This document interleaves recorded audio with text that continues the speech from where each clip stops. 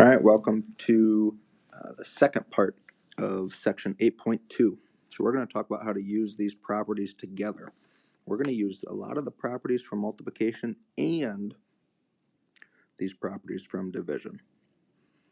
So I tried to break it down in a few steps for you today. Let's start by zooming in on example A.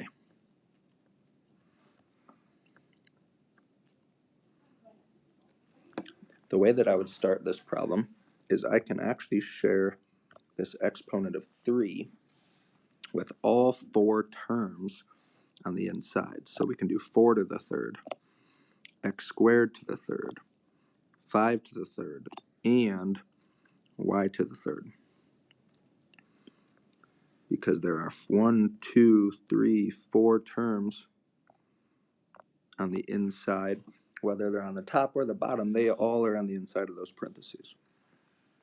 The next step, 4 to the third is actually 64.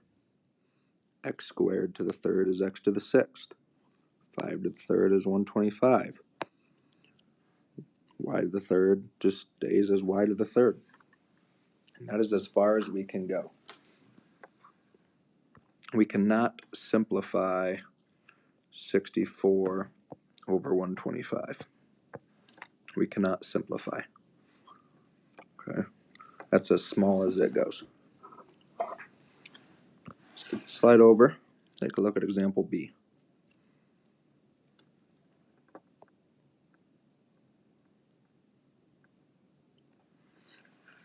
The way that I started example B was I found this exponent on the outside. In this case we have a 5, and I'm going to share it with all of the terms on the inside of this set of parentheses, so a squared and b. Then the next step, a squared to the 5th power becomes a to the 10th, b to the 5th just becomes b to the 5th. The parentheses go away, but we still have times this other fraction. Okay, to multiply those together, we have to multiply the tops with the bottoms. So I'm just going to highlight that in black. Everything that I just highlighted in black gets multiplied together. So what you can see here, the 2 comes down, a squared b to the 5th. I just like to put our letters in alphabetical order. So moving from left to right, we'd have that 2 and then a squared and then b to the 5th. So it's a little neater. The last step, let's just focus in on the a's. So a to the 10th and a squared. That becomes a to the 8th. And here's why. A to the 10th over a squared. 10 minus 2 is 8. Okay, we subtract those two. 10 minus 2. Subtract those, we get a to the 8th, and it moves it up on top for our final answer.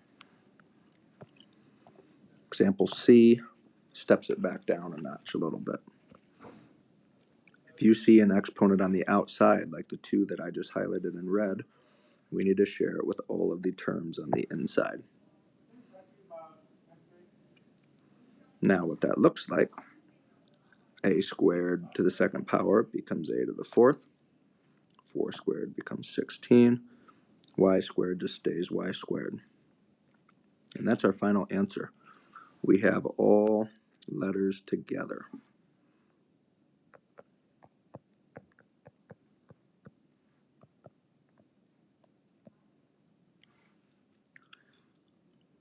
We do not have any sets of x's or sets of y's left to put together.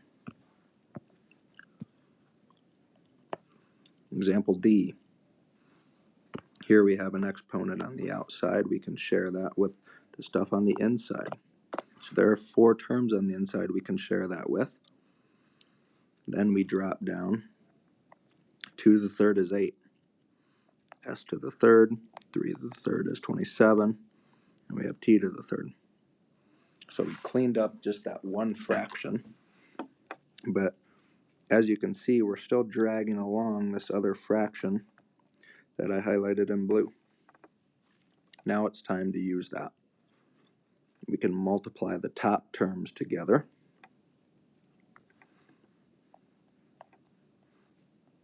We get a, s to the third, t to the fifth. Put all those terms together. When we multiply the bottom terms, notice we have 432 this time.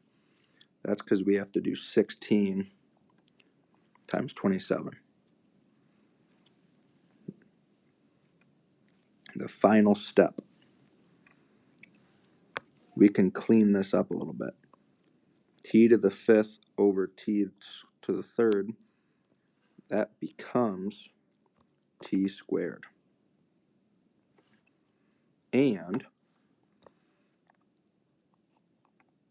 8 over 432 can be simplified to be 1 over 54. So we can clean up that fraction a little bit for our final answer. A couple more. For this example, I like to work outside in. We see a 5 on the outside. We can share that with x to the 7th. We can share it with the big 2 and with the y term. Now to clean this up for our final answer, 7 times 5 is 35 for our new exponent. 2 to the 5th is 32. Y to the 5th just stays y to the 5th, and that's as far as we can go.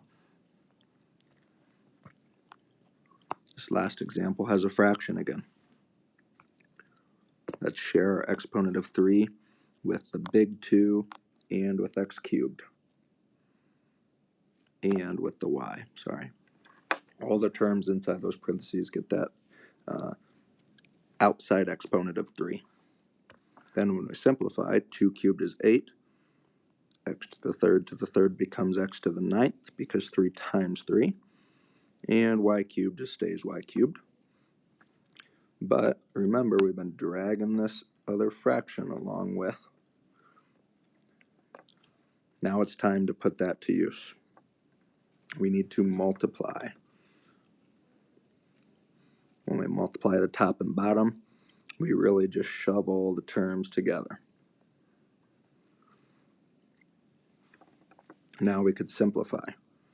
Let's take a look at this fraction down here.